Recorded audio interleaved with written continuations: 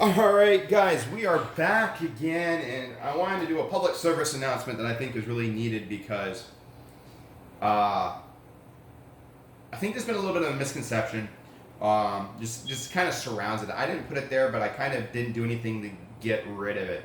But that is, and if I was good at editing, I'd be like flashing it up on the screen right now. You know, what makes a good comic paper good? And the answer is, well, first, there's no such thing, I guess, as a comic paper. I know you're like going, but you've talked about comic paper. Your entire channel is built on comic paper. But really, comic paper is just the paper that you draw your comics on. That's it. So what makes a good paper in that regards? Well, it really depends on what you need. Let me say that again. That depends on what you need. For me, I'm a traditional comic artist. I deal with ink and pencil and these stabby tools of death. So the paper that I use needs to stand up to being, abused by brushes and nibs and everything else. So that's the type of paper I need. And it just so happens to be that traditional comic artists of past use those same utensils that I like. And so most comic paper is Bristol. So that's what I need. So I'm just going to go through some paper before I move on. I have a stack of paper. I'm just going to go through my stack of paper. And I will tell you right now, anything in this stack of paper will work. It's all Bristol based. I have some Eon 200 pound and 100 pound smooth and ultra smooth unlined. They make unlined paper for people doing covers or illustrations.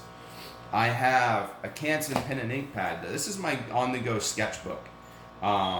This works perfectly fine. If you had a bigger thing of, or even this, if you want to do little small comics, would work perfectly fine. I have 11 by 17 Strathmore 300, 11 by 17 Strathmore semi-smooth 500 series. I have more Eon board.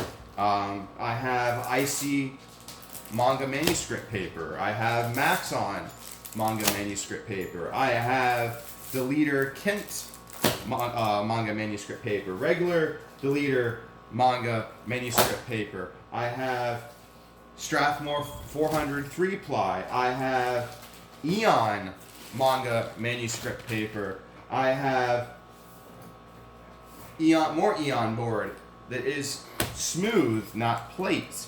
It's like a semi-smooth 11 by 17. More Eon board 11 by 17. I have more semi-smooth Strathmore 500. I have more HD plate Eon paper. I have Fabriano Bristol Plus. Actually used quite a bit of this pad. If you haven't noticed from before, ended up actually kind of liking it, and I'll talk about why at the end. Canson Foundation Bristol. Strathmore 200. I did a video on this. Go check it out. It actually holds up to most inks pretty well. I did some Copic testing on here. It's a little on the absorbent side, but it performs about just as well as most Bristols on Copic. So this is a valid option. Koh-i-Noor video coming soon on this paper. Comprehensive review. Blix. Store brand Bristol, depending on if you're using fine liners and stuff like that. And I know this paper was a little picky on ink, but for most people, that this will work perfectly fine. Did I do a Copic test on it? I know I did, but no, but it's not in there still. Just a bigger pad of Strathmore 300. The Canson stuff, the Canson fanboy stuff. I'm not a big fan of it, but it works. And the reason I am not a big fan of it is for personal reasons. Strathmore 500 plate, more Icy manga manuscript paper, more Strathmore 400 3-ply, more Strathmore 400 3-ply, and then just some random Japanese Kent paper. This stuff is basically like manga manuscript paper. This is A4 size. Let me find some art that I've done on it real quick. So here you go. Let me try to get some better lighting. I am doing something about my lighting situation, but here you go. That's the Kent paper. It's basically, Kent paper is like a one-ply Bristol. The surface between Kent paper and Bristol is like almost impossible to tell the difference between just by feeling it. It holds ink really well. So this is this runs like $20 for 100 sheets. So it's not super inexpensive, but it's not super expensive either. I'd say it's on par with like regular manga paper, but it's cool. I got it for doing illustrations and stuff. Works just as good as Bristol with that stuff. With Copic markers. So, but this is my giant stack of paper, and I have more paper that I'm not showing you. I go through it all, and so going back to what we're talking about is, what do you need, and what are you using with your comics? What are your requirements out of your paper? What size do you want your comic to be? You see me use a lot of 11 by 17, and that's because A, I like the size of the paper.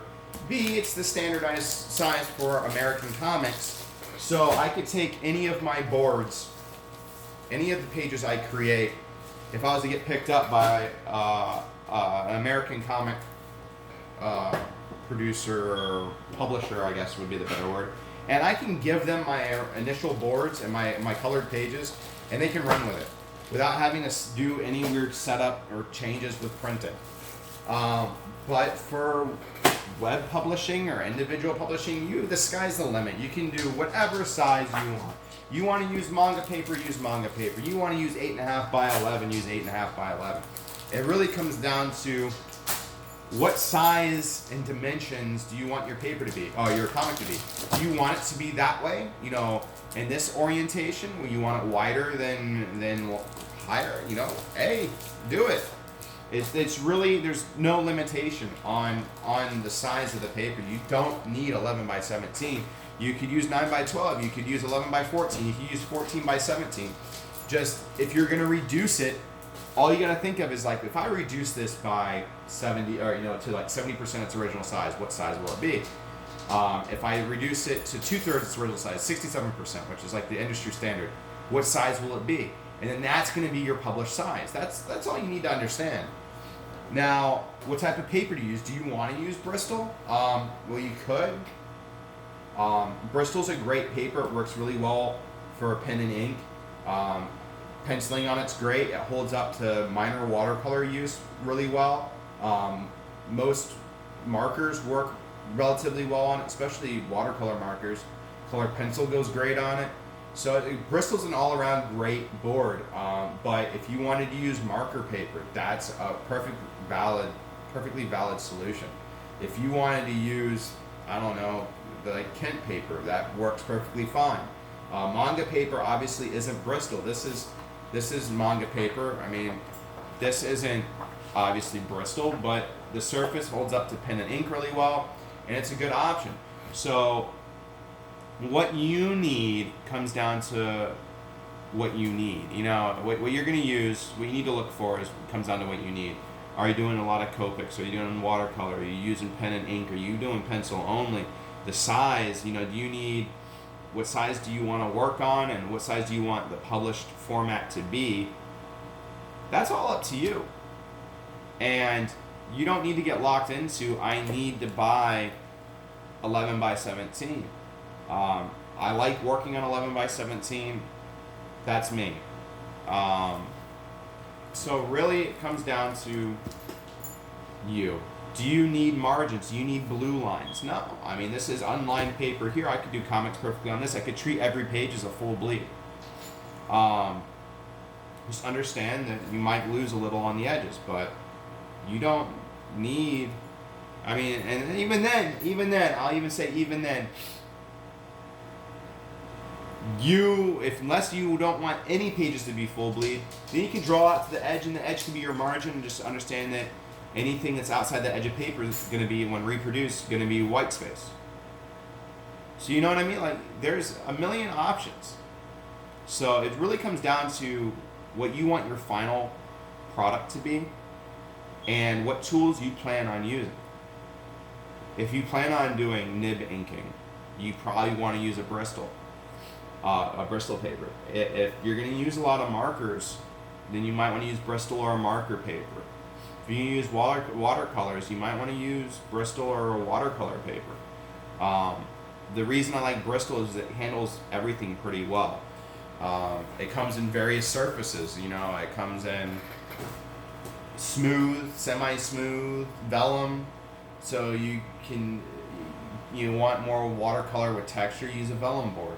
There's a lot of options out there, and you shouldn't be bound into thinking that I need to buy paper specifically marketed towards comics to make comics. That's not the case. If you want to use 8.5 by 11 copy paper and ballpoint pens, then you can.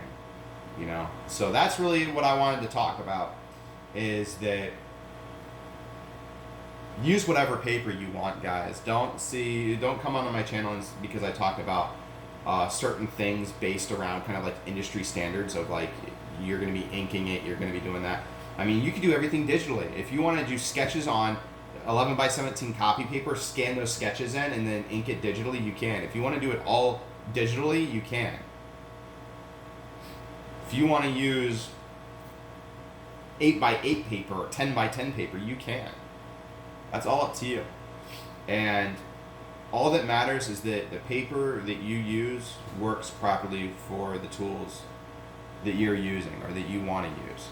And what I'll say is, finding tools that work well for you is a lot more important than starting with a paper. But even more important than that is just drawing. If you want, I would say rough out, and I actually do this. I have reams of 11 by 17 copy paper. And I do all my roughing on, and in fact, I'll grab one of the reams that I have opened up right here. I use regular Staples 11 by 17 copy paper.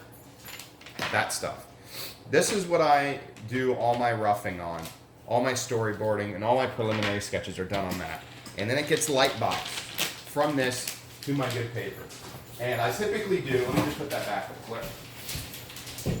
I typically do like 2 sketches on that per each completed page. I do like a really rough layout sketch, and then I do a refined sketch that I could actually probably ink on that. But then I take that refined sketch and then I light box that onto my Bristol. But I could just pencil on that. And that's the important thing I was basically going to say is, it's more important. I would rather people pencil out everything, an entire series on that copy paper, than not do anything because they're trying to find the best paper. So producing your art and getting creative is the most important thing. And just working with the tools that work well enough for you to complete your artwork. That's what's important. So I just kind of felt it was needed to say that, to kind of specify that I talk a lot about Bristol. I talk a lot about 11 by 17 because that's what I use. And it's kind of like the industry standard here in the United States, but you're really, as an independent person, you're free to use whatever you want. And as long as it works well with your tools, you're golden. So anyway, guys, again, thanks for watching the video.